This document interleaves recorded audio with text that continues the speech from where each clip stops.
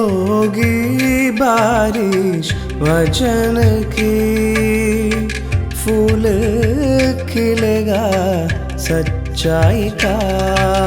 सत्यम सत्यम सत्यम सत्यम सत्यम सत्यम सत्यम सत्यम।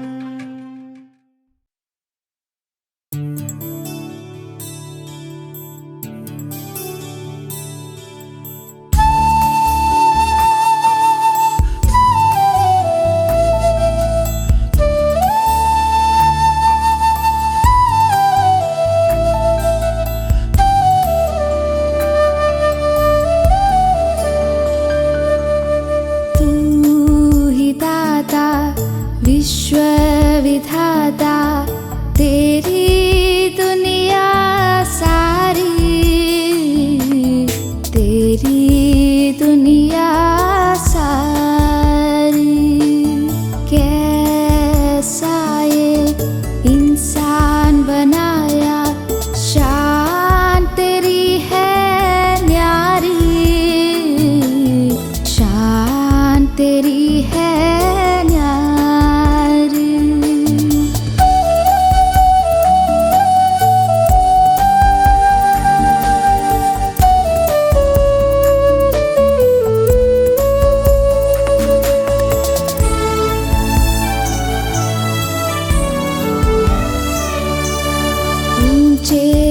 पर्वत गहरे सागर, सूरज चांद सितारे।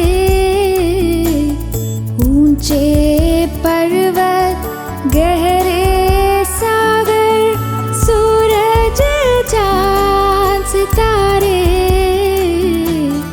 बादल आए मेघ बरसाए, कुदरत की बलिहारी, कुदरत की बलिहारी। तू ही दाता विश्व विधाता, तेरी दुनिया सारी, तेरी दुनिया सारी।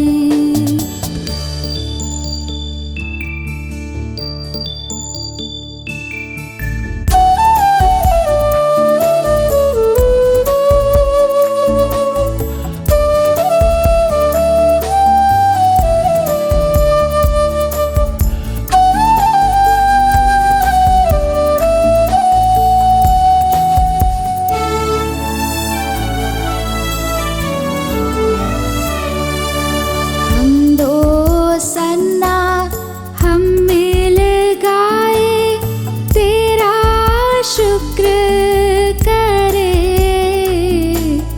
हम दो सन्ना, हम मिल गाए तेरा शुक्र करे। बुलबुल गाए झूमे डाली, नाचे धरती सारी, नाचे धरती सारी।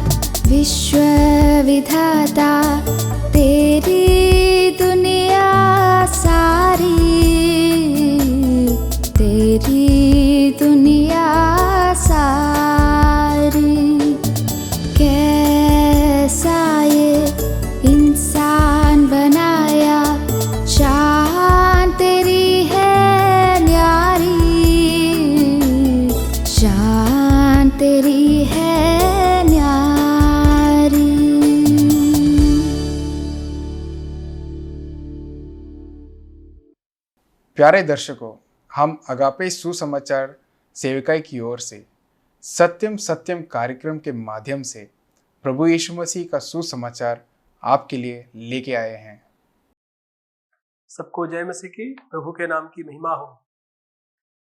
मेरे भाई बहनों, परमेश्वर हमसे प्रेम करता है। पवित्र शास्त्र बाइबल जब हम पढ़ते हैं शुरू से ही, उत्पत्ति की किताब से और प्रकाशित वाक्य तक, कुछ बातों को हम पाते हैं। जैसे हमने सुना, अभी जो बताया, प्रभु का वचन हमें सिखाता है मनुष्य के बारे में, परमेश्वर के बारे में। तो वचन में जो आज हम देखने जा रहे हैं वो है कि मनुष्य जीवन में पाप कैसे आया, आज जो मनुष्य की दशा है वो कैसी है, मनुष्य के जीवन में पाप का प्रारंभ कैसे हुआ। यदि हम उत्पत्ति किताब को पढ़ेंगे, एक अध्याय को, उसमें 1:26 में लिखा है, परमेश्वर ने मनुष्य को अपने स्वरूप और अपनी समानता में बनाया। इसके बाद हम पाते परमेश्वर ने मनुष्य को बनाकर एक अच्छे बगीचा में, अदन देश की बारी में उसको रखा, और उस बारी में उसको रहने के साथ साथ प्रभु ने कुछ आज्ञा भी उसे दी कि किन बातों को उसे ध्यान रखना है। और आदम और हवा को प्रभु ने बोला कि इस वाटिका में वो रह सकते हैं और फलों को खा सकते हैं, परंतु उस वाटिका के बीच में एक पेड़ और था जिसको भले बुरे के ज्ञान का पेड़ कहते हैं। उसके विषय में परमेश्वर ने मनुष्य को कहा था कि तुम इसका फल ना खाना, और प्रभु ने उन्हें चेतावनी भी दी थी कि जिस दिन तुम इसका फल खाओगे उसी दिन अवश्य मर जाओगे।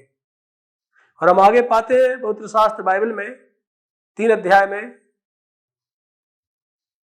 आदम और उसकी पत्नी हवा ने उस मना किए हुए फल को खाया शत्रु के बहकावे में आकर, और खाते से उनके जीवन में पाप का प्रवेश हुआ और वो पापी हो गए।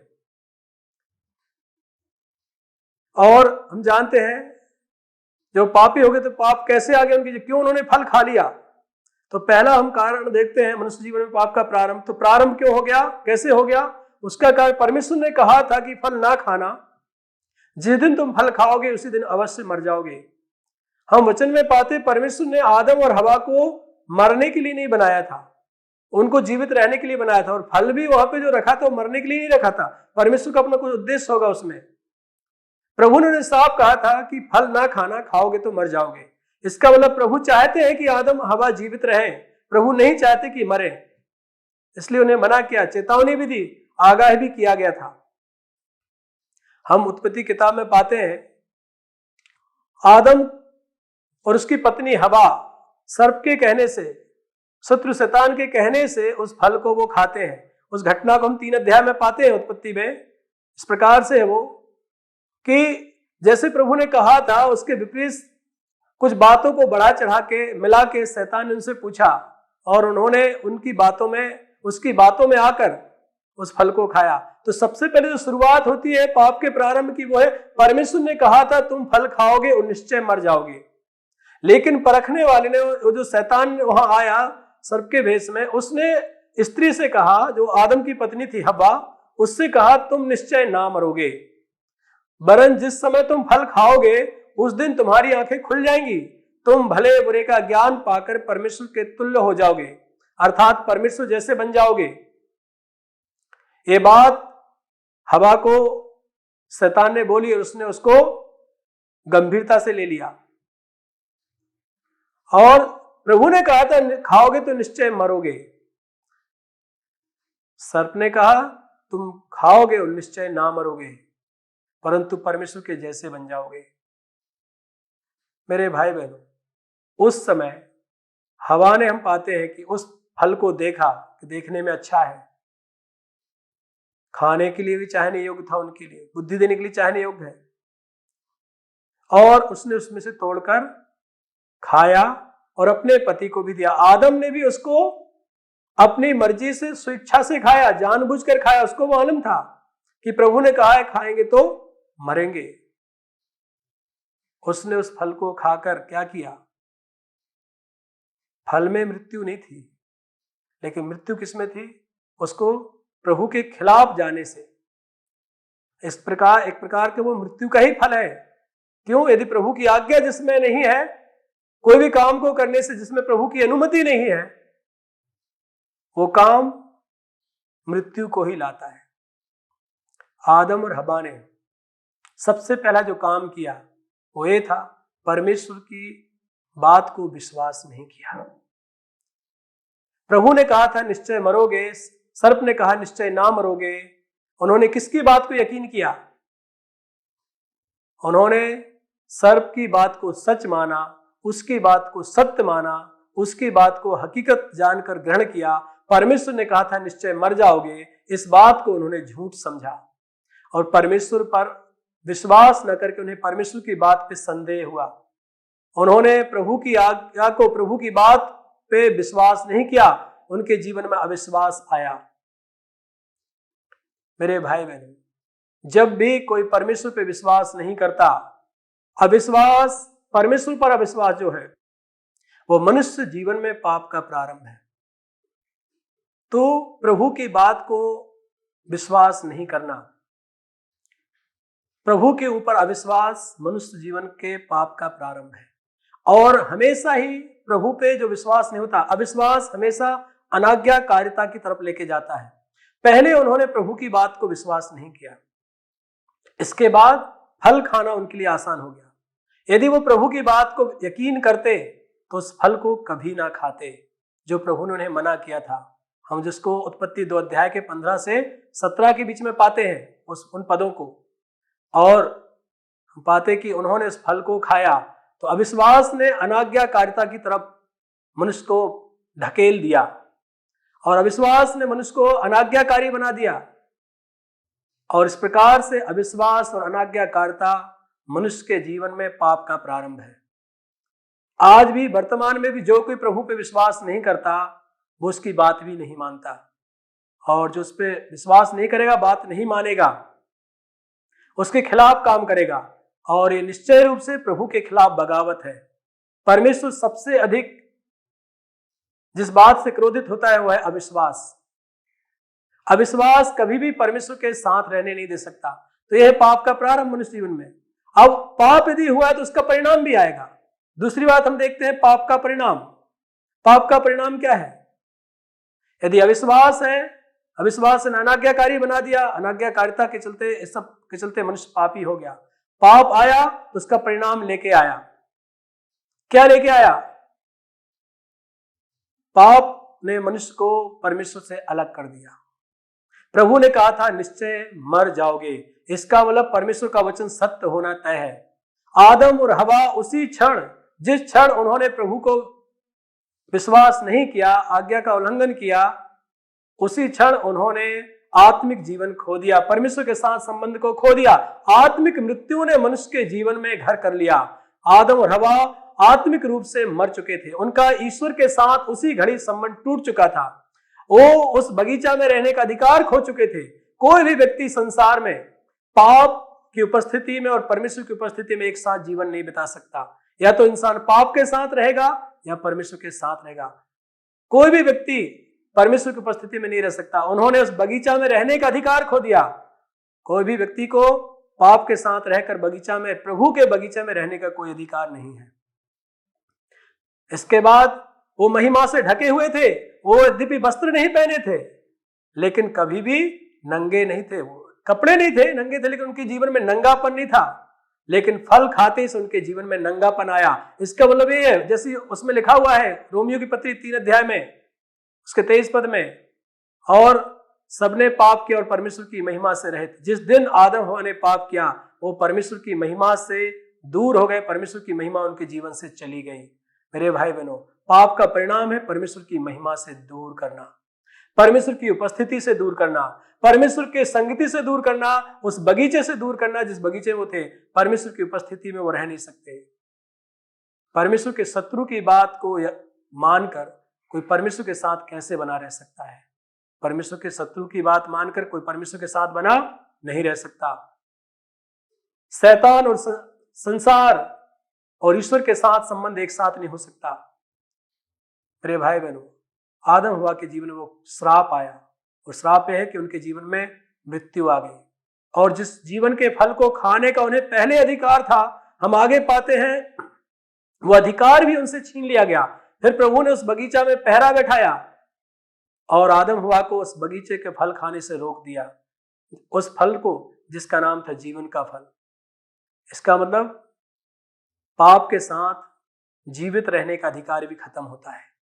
पाप कभी जीवन नहीं दे सकता, पाप जीवित रहने नहीं देगा। इसलिए हम पाते हैं आत्मिक मृत्यु आई और उसके साथ शारीरिक मृत्यु भी आ गई और हर प्रकार से इंसान ईश्वर से दूर हो गया। ये पाप का परिणाम है। पाप ने उन्हें लज्जित कर दिया, पाप बेइज्जती लेके आया। आदम हवा शर्माने लगे, वो लज्जित हो गए। पाप ने उनके जीवन में आंसू लेके आया, पाप उनके जीवन में श्राप लेके आया। पाप ने उन्हें श्रापित कर दिया। स्त्री के जीवन में और पुरुष के जीवन में श्राप आ गया। पाप श्राप को लेके आता है। हम पाते हैं जो कुछ प्रभु ने उन्हें दिया था वो सब छिन गया। परमेश्वर का स्वरूप और समानता जो उन्हें मिली थी वो बिगड़ चुकी थी। परमेश्वर की संगति में रहने का अधिकार चला गया।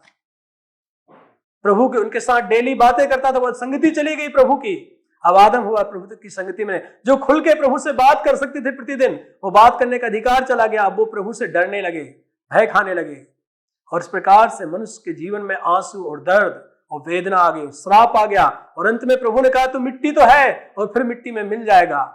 और आज भी यही हो रहा है। पाप इंसान के जीवन को नष्ट कर देता है।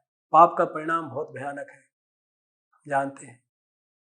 पाप ने क्या कर दिया? नष्ट कर दिया सब कुछ, सब छीन लिया, अधिकार छीन लिया, संगति छीन लिया, जीवन जीने का अधिकार छीन लिया और बदतर उस मृत्यु मिल गई। मेरे भाई बहन, आज मृत्यु सब मनुष्यों में है। आज सब क्यों मर रहे हैं? सब ने पाप किया है। मैंने, हम सब ने, संसार के सब लोगों ने पाप किया है। फिर तीसरी बात आती पाप का प्रबंध। प्रबंध क्या है? क्या परमेश्वर ने मनुष्य को ऐसे ही छोड़ दिया? नहीं। जब प्रभु ने मनुष्य को बनाया था उससे प्रेम किया, उसको अपने स्वरूप और समानता में बनाया, लेकिन उसके गलती के चलते, पाप के चलते उस स्वरूप और समानता बिगड़ गई। लेकिन इंसान को परमेश्वर ने छोड़ा नहीं। पाप का प्रबंध है, लेकिन इस प्रबंध में सबसे पहला जो योगदान जो है मनुष्य अपने तरीके से करता है। आज हर इंसान पाप का प्रबंध करने में लगा है। आदम हवा ने जब पाप किया तो अपने लिए क्या किया? उन्होंने परमेश्वर से छिपने के लिए प्रबंध किया। सबसे पहले इंसान पाप करता तो ईश्वर से दूर भागता है और उससे उपाय के लिए क्या किया? उन्होंने अपने लिए पत्तों के लंगोट बना लिए। वो उनका प्रबंध था। लंगोट क्या होते? लंगोट कोई कपड़े नहीं है बड़े, वो भी एक नंगापन ही है। आज कोई लंगोटी पहन के घूमेगा, वो नंगापन ही है। आदम हुआ ने अपने लिए लंगोट बनाया, उनका प्रबंध था वो। हकीकत में ये आदम हुआ का पाप का जो प्रबंध था वो आदम हुआ को ईश्वर से नहीं छिपा सकता, बल्कि यह है कि उससे आदम और हवा एक दूसरे के सामने अपने नंगापन को ढांक सकते थे। आदम ने लंगोट पहन लिए, हवा ने लंगोट पहन लिए, वो एक दूसरे के सामने क्या हो गए? ढक गए। लेकिन ईश्वर के सामने वो नंगे ही थे। आज भी मनुष्य पाप का प्रबंध कर रहा है। पाप का प्रबंध है कि लोग धर्म के काम करते हैं, दान दक्षिणा पूजा पाठ सब करते हैं, तीर्थ करते हैं, कोई वचन को, शास्त्रों को पढ़ेंगे, संसार भर के धर्मस्थलों में जाएंगे। अपने प्रबंध करने में लगा इंसान, ईश्वर पे भरोसा नहीं है। अपना प्रबंध, हमारे खुद के प्रबंध जो है हमें मनुष्यों के सामने धर्मी बना सकते हैं। मेरे भाई बहन, आदम हवा का नंगापन एक दूसरे के सामने तो छिप गया, लेकिन ईश्वर के सामने नहीं छिपा। आज भी जो कुछ हम प्रबंध करते हैं उससे हम स्वयं को एक दूसरे मनुष्य के सामने छिपा सकते हैं, लेकिन इस प्रबंध से ईश्वर के सम्मुख कोई प्रभाव नहीं पड़ता, कोई फर्क नहीं पड़ता। आज भी पूरी दुनिया अपना प्रबंध लेके घूम रही है। हम सोचते हैं हम अच्छे काम करके बच जाएंगे, भले काम करके बच जाएंगे। मेरे भाई बहनों, जो गुनाह हुआ है, जो अपराध हुआ है, उसकी भरपाई अच्छा काम नहीं है। उसकी भरपाई है उसकी सजा। तो ये था आदम हवा का व्यक्तिगत प्रबंध। जब उन्होंने लंगोट बनाए, उन्होंने खुद के लिए अपना प्रबंध किया। आज भी हर प्रकार से मनुष्य अपना प्रबंध करने में लगा हुआ है। कोई फर्क नहीं पड़ेगा ईश्वर को उससे। ईश्वर के सम्मुख उसका कोई लाभ नहीं। वचन में लिखा है ऐसा है, तुम्हारे धर्म के काम मैले चिथड़े कपड़ों के समान ईश्वर के सम्मुख। उनकी कोई योग्यता नहीं है। मैं कितना भी अच्छा काम करूं, जब मैंने गुनाह किया ईश्वर के खिलाफ है और मनुष्य के प्रति भलाई करके मैं ईश्वर के खिलाफ गुनाहों से बच नहीं सकता। सबसे पहला गुनाह इंसान ईश्वर के खिलाफ करता है। ईश्वर के प्रति क्या भलाई कर दी हमने क्या किया ईश्वर के लिए? हमने ईश्वर के लिए कुछ नहीं किया। मेरे भाई बहनों, हम ध्यान दें अपनी बातों को। लेकिन ये तो मनुष्य का प्रबंध है और मनुष्य का कोई भी प्रबंध ईश्वर को मनुष्य के साथ नहीं मिला सकता। इस मनुष्य का कोई भी प्रबंध ईश्वर के साथ मनुष्य को जोड़ नहीं सकता, क्योंकि मनुष्य ने पाप करके मृत्यु को प्राप्त किया है। मरा हुआ आदमी अपनी मदद नहीं कर सकता, और हम पाते हैं पाप का परिणाम निर्बलता भी है। जिस घड़ी आदम हवा ने पाप किया वो निर्बल हो गए।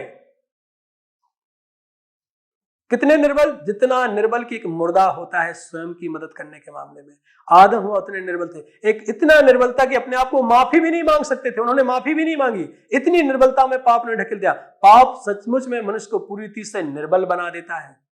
इतना अपनी निर्बलता में लोग कैसे बचा सकते हैं अपने आप को? कुछ नहीं कर सकते। लेकिन इसका यह मतलब नहीं मेरे भाई बहनों की परमेश्वर ने हमें छोड़ दिया। तो मनुष्य जीवन में पाप का प्रबंध है। मनुष्य ने अपना प्रबंध स्वयं किया, लेकिन उसका कोई लाभ नहीं है। ना पहले हुआ, ना अब है, और ना आगे कभी होगा। कोई भी इंसान दुनिया का अपने लिए अपने पापों का प्रबंध नहीं कर सकता। लेकिन हम पाते हैं आदम हवा के जीवन में परमेश्वर ने उनको कपड़े के जो चमड़े के अंगरखे उनको बना के पहनाए। ये दिखाता है कि उनके पाप को ढांकने के लिए परमेश्वर ने स्वयं व्यवस्था की। तो वहां उपाय करता हकीकत में कौन है? परमेश्वर है। मनुष्य का उपाय उनको ढांक न सका, लेकिन परमेश्वर के उपाय ने उन्हें ढांक दिया। अंगरखे क्या होते हैं? पूरा फुल कपड़ा, और वो भी चमड़े के प्रभु ने उन्हें दिए। ये दिखाता है परमेश्वर के प्रबंध को। और जब स्त्री से बात की प्रभु ने, उसको एक वायदा किया कि उसके लिए प्रभु व्यवस्था करेंगे। मेरे भाई बहनों, आज से 2000 साल पहले उस वायदे को प्रभु परमेश्वर ने, इस संसार के सृजनहार ने पूरा कर दिया है अपने पुत्र प्रभु यीशु मसीह को भेजकर। हम वचन में पाते हैं प्रभु यीशु मसीह के विषय में यूहन्ना ने कहा, देखो ये परमेश्वर का मेमना है जो जगत का पाप उठा ले जाता है। पापों को उठाने हारा है प्रभु, केवल ढांकने हारा नहीं। उस समय तो परमेश्वर ने मनुष्य के पापों को ढांक दिया, लेकिन प्रभु के उपाय में, उसकी योजना में था मनुष्य के पापों को उठा लेना, पूरी रीति से साफ कर देना। और हम पाते प्रभु यीशु मसीह का लहू हमें सब पापों से शुद्ध करता है। पाप की जो भरपाई है वो आदम हवा ने नहीं की, लेकिन प्रभु ने योजना बनाई। और हम वचन में पाते प्रभु यीशु मसीह संसार में परमेश्वर का मेमना बन के आया। प्रभु यीशु मसीह संसार में पापों को हरने वाला बन के आया, और उसने हमारे पापों के लिए संसार में मनुष्य बनकर जो भरपाई करनी थी वो पूरी की है। प्रभु यीशु मसीह संसार में पापियों का उद्धार करने के लिए आया। वचन में लिखा है प्रभु यीशु पापियों का उद्धार करने के लिए आया, पापियों के पापों की कीमत चुकाने के लिए आया। और ये पाप की मजदूरी मांगती है मौत। रोमियो की पत्री में लिखा है पाप की मजदूरी तो मृत्यु है। इसलिए परमेश्वर का पुत्र यीशु मसीह संसार में आया। जो मौत मुझे मिलनी थी और आदम हवा को मिलनी थी, वो मौत सहने के लिए, अनंत काल की मृत्यु से हमें बचाने के लिए प्रभु यीशु मसीह संसार में आया। मेरे भाई बहनों, यीशु ही परमेश्वर की ओर से एक प्रबंध है सब मनुष्यों के लिए। जो कुछ पर विश्वास करेगा, हर विश्वास करने वाले व्यक्ति के लिए प्रभु यीशु मसीह एक पाप का प्रबंध है। यदि कोई यीशु मसीह को विश्वास करेगा, यीशु ही है जिसने संसार में आकर क्रूस पर दर्द को सहते हुए, हम सब मनुष्यों के पापों को लेते हुए क्रूस पर अपना प्राण दिया। वचन में लिखा है परमेश्वर ने हम सबों के पापों का भार, बोझ उस पर लाद दिया। वो हमारे ही अपराधों के कारण घायल किया गया, हमारे ही पापों के कारण, हमारे ही अधर्म के कारण उस पर वेदना पड़ी, और हमारे ही कारण, हमारे ही पापों के चलते, उसके परिणाम के चलते उसने मृत्यु को सहा। और प्रभु यीशु मसीह की मृत्यु जो है हमारे जीवन की शुरुआत है। इसलिए प्रभु यीशु मसीह संसार में आए। आज वचन कहता है जो कोई प्रभु यीशु पे विश्वास करेगा वो नष्ट नहीं होगा, परंतु अनंत जीवन पाएगा। और वचन में लिखा है पिता हमें जीवन देना चाहता है, और ये जीवन उसके पुत्र यीशु मसीह में मिलता है। जीवन की शुरुआत प्रभु यीशु मसीह से है मनुष्य के लिए। आज मेरे भाई बहनों, हमें कुछ करने की जरूरत, हमें अपने प्रबंध को करने की जरूरत नहीं है। हमें करना क्या है? जो गलती आदम हवा ने की थी उस गलती को ना दोहराएं। उन्होंने प्रभु पे विश्वास नहीं किया और उसकी आज्ञा नहीं मानी। आज हम क्या करें? आज हम परमेश्वर के प्रबंध पे विश्वास करें। प्रबंध है कि प्रभु यीशु मसीह संसार में हमारे पापों के लिए मर गया। कुरिन्थियों की पत्री में लिखा है हमारे पापों के लिए मर गया और गाड़ा गया, और पवित्र शास्त्र के वचन के अनुसार तीसरे दिन जी भी उठा। यदि हम इस सच्चाई को हम विश्वास करते हैं तो निश्चय रूप से हम बचाए जाएंगे। उसके लिए हमें करना क्या है? वही जो आदम हवा ने नहीं किया, विश्वास और आज्ञाकारिता। हमें क्या करना है? प्रभु यीशु मसीह जो परमेश्वर का पुत्र है उस पर विश्वास करें कि यीशु मसीह को पिता ने भेजा, परमेश्वर ने, और मेरे पापों की भरपाई के लिए भेजा। यीशु मेरे बदले में मेरे पापों को लेके अपनी जान दिया है। वो मेरे लिए मरा, मेरे लिए गाड़ा गया और तीसरे दिन जी भी उठाए। इस सच्चाई को जो कोई विश्वास करेगा, प्रभु का वचन वायदा करता है, वो नष्ट ना होगा परंतु अनंत जीवन पाएगा। फिर से हमें अधिकार मिलता है प्रभु के साथ रहने का, हम प्रभु के साथ जुड़ जाते हैं। फिर से हमें अधिकार मिलता है जीवित रहने का, हम अनंत काल का जीवन पाते हैं। फिर से हमें अधिकार मिलता है उस जीवन के फल में से खाने का जो प्रभु के राज्य में है। फिर से हम प्रभु की संगति में आते हैं। मेरे भाई बहनों, कितना महान परमेश्वर है। वो आपसे मुझसे सबसे प्यार करता है। गलती हमने की लेकिन प्रबंध प्रभु ने कर दिया है। हम क्या करें? हम आज उस प्रबंध को विश्वास करें, विश्वास से उसकी आज्ञा को भी माने। जो विश्वास करेगा प्रभु यीशु की आज्ञा को मानेगा। प्रभु के नाम की महिमा हो। परमेश्वर हम सबको अनुग्रह दे और सच्चाई को विश्वास करने में सहायता करे कि यीशु मसीह एकमात्र हमारे उद्धार के लिए माध्यम है और कोई दूसरा माध्यम नहीं है। वो माध्यम पिता ने तैयार किया है। हम अपने सारे माध्यम को एक तरफ रखें, प्रभु पे विश्वास करें। आमीन। आइए हम प्रभु से दुआ करेंगे।